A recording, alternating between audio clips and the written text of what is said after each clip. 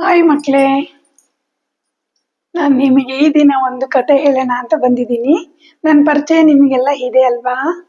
ಈ ದಿನ ನಾನು ಒಂದು ತಿಗಣಿ ಮತ್ತೆ ಸೊಳ್ಳೆ ಕತೆ ಹೇಳ್ತಾ ಇದ್ದೀನಿ.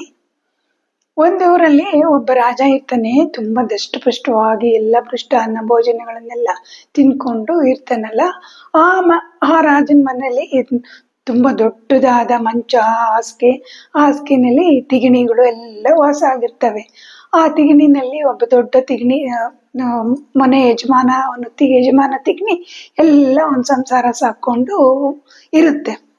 ಹಂಗೆ ಎಲ್ಲ ರಾತ್ರಿ ರಾಜ ಗಾಢವಾದ ನಿದ್ರೆಗೆ ಹೋದ್ಮೇಲೆ ರಾಜನ ರಕ್ತನೆಲ್ಲ ಹೀರ್ಕೊಂಡ್ಬಿಟ್ಟು ತುಂಬಾ ದಷ್ಟಪುಷ್ಟವಾಗಿ ಬೆಳ್ಕೊಂಡು ಸಂಸಾರ ಮಾಡ್ಕೊಂಡಿರ್ತವೆ ತಿಗಣಿಗಳೆಲ್ಲ. ಹಂಗೆ ವಾಸವಾಗಿರುವಾಗ ಒಂದಿನ ಕಿಟಕಿಯಿಂದ ಕುಯ್ ಅಂತ ಒಂದು ಸೊಳ್ಳೆ ಒಳಗ್ ಬಂದ್ಬಿಡುತ್ತೆ. ಸೊಳ್ಳೆ ಒಳಗ್ ಬಂದ್ಬಿಟ್ಟು ರಾಜನ ಕೋಣೆಯಲ್ಲಿ ಮಂಚದ ಮೇಲೆ ಕೂತ್ಕೊಳ್ಳುತ್ತೆ. ಅವಾಗ ಆ ತಿಗಣಿಗಳ ರಾಜ ಕೇಳ್ತಾನೆ, ನೀನ್ ಯಾಕೆ ಇಲ್ಲಿಗೆ ಬಂದಿದೀಯಾ ಅಂತ ಕೇಳ್ತಾನೆ.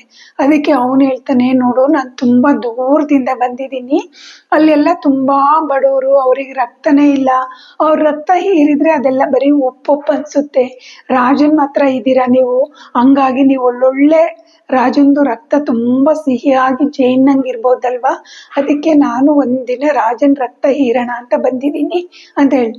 ಅದಕ್ಕೆ ಈ ತಿಗಣಿಗಳ ರಾಜ ಹೇಳ್ತಾನೆ, ಇಲ್ಲ ಇಲ್ಲ, ನಾನು ಹಂಗಲ್ಲ, ಹೇಳಕ್ಕಾಗಲ್ಲ ನಿನಗೆ ಕೊಡಕ್ಕೆ, ನೀನು ಹೋಗು, ನಾವಿಲ್ಲಿರೋದು ಅಂತ ಹೇಳುತ್ತೆ. ಹಂಗಾದ್ರೂ ಸಹ ಅದು ಇಲ್ಲ, ನಾನು ಖಂಡಿತ ನಾನು ಇವತ್ತು ಒಂದಿನ ರಾಜನ ರಕ್ತ ಹೀರ್ಬಿಟ್ಟು ಹೋಗ್ಬಿಡ್ತೀನಿ, ನಾನು ಯಾವತ್ತೂ ಇಲ್ಲಿ ಮುಂದೆ ಬರಲ್ಲ ಅಂತ ಹೇಳುತ್ತೆ. ಸರಿ ಆಯ್ತು, ಹೋಗ್ಲಿ ಬಿಡು ಪಾಪ ಅಂತ ಹೇಳ್ಬಿಟ್ಟು ಇದು ಆಯ್ತು. ಆದ್ರೆ ಒಂದ್ ಷರತ್ತು ಏನಂದ್ರೆ, ರಾಜ ಮಲ್ಗಿ ಗಾಢವಾದ ನಿದ್ರೆಯಲ್ಲಿ ಇರ್ತಾನಲ್ಲ, ಅವಾಗ ಮಾತ್ರ ಅವನ್ ಪಾದದಿಂದ ರಕ್ತ ಹೀರ್ಕೋಬೇಕು ಅಂತ ಹೇಳ್ತಾನೆ. ಸರಿ ಆಯ್ತಪ್ಪ, ನನ್ನ ಪಾದದಿಂದನೇ ರಕ್ತ ಹೀರ್ಕೋತೀನಿ ಅಂತ ಹೇಳುತ್ತದು ಸೊಳ್ಳೆ. ಹಂಗೆ ಹೇಳಿ ಮತ್ತೆ ಸಂಜೆ ಆಗ್ಲಿ ಅಂತ ಕಾಯ್ತಾ ಇರ್ತಾರೆ. ಸಂಜೆ ಆಯ್ತು, ರಾತ್ರಿ ಆಯ್ತು. ರಾಜ ಊಟ ಮಾಡಿ ರೂಮಿಗೆ ಬಂದ್ಬಿಟ್ಟು ಇನ್ನೇನು ಮಂಚದ ಮೇಲೆ ಮಲ್ಕೊಳ್ಳೋಣ ಅಂತ ಮಲ್ಕೊಳಕ್ ಹೋಗ್ತಾನೆ.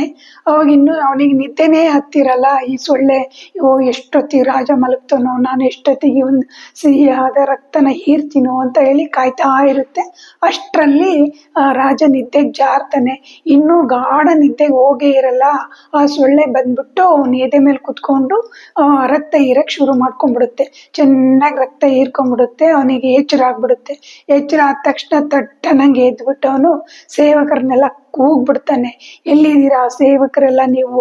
ನನ್ನ ಹಾಸಿಗೆಯಲ್ಲೆಲ್ಲ ತಿಗಣಿಗಳು ಸೇರ್ಕೊಂಡು ನನ್ನ ರಕ್ತ ಎಲ್ಲ ಹೀರ್ತಾ ಇದೆ, ಏನ್ ಮಾಡ್ತಿದ್ದೀರಾ ನೀವು?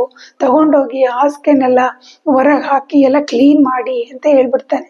ಆವಾಗ ಆ ಸೇವಕರೆಲ್ಲ ಬಂದ್ಬಿಟ್ಟು ರಾಜನ ಹಾಸಿಗೆನ ತಗೊಂಡು ಹೋಗಿ ಬಿಸಿಲಿಗೆ ಹಾಕ್ಬಿಡ್ತಾರೆ.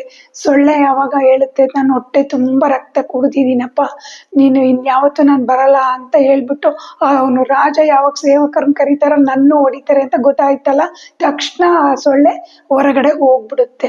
ಆಮೇಲೆ ತಿಗಣಿ, ಅಯ್ಯೋ ಎಂತ ಕೆಲಸ ಮಾಡಿದೆ ನಾನು, ಆ ಸೊಳ್ಳೆನ ನಂಬಿಟ್ಟು ನಾನು ಎಂತ ತಪ್ಪು ಕೆಲಸ ಮಾಡ್ಕೊಂಡ್ಬಿಟ್ಟಿದ್ದೀನಿ ನೋಡು ಅಂತ ಹೇಳಿ, ಅವಾಗ ಸೇವಕರು ಎಲ್ಲ ತಗೊಂಡೋಗಿ ಹಾಸಿಗೆನ ಮೇಲೆ ಹಾಕಿ ಬಿಸಿಲಿಗೆಲ್ಲ ಚೆನ್ನಾಗಿ ಒಣಗಿಸಿದಾಗ ತಿಗಣಿ ಸಂತತಿ ಫುಲ್ಲು ನಾಶನ ಆಗುತ್ತೆ. ಅದಕ್ಕೆ ಹೇಳೋದು, ತಿಗಣಿ ನೋಡಿ, ನಂಬಿ ಪರಿಚಯ ಇಲ್ದರನ್ನ ನಂಬಿ ಮೋಸ ಹೋಯ್ತು. ಅದಕ್ಕೆ ಅಪರಿಚಿತರನ್ನ ನಂಬಿದ್ರೇನೆ ಅದು ಮೋಸ ಆಗುತ್ತೆ ಅಂತ ಈ ಕತೆ ನೀತಿ. Bye friends.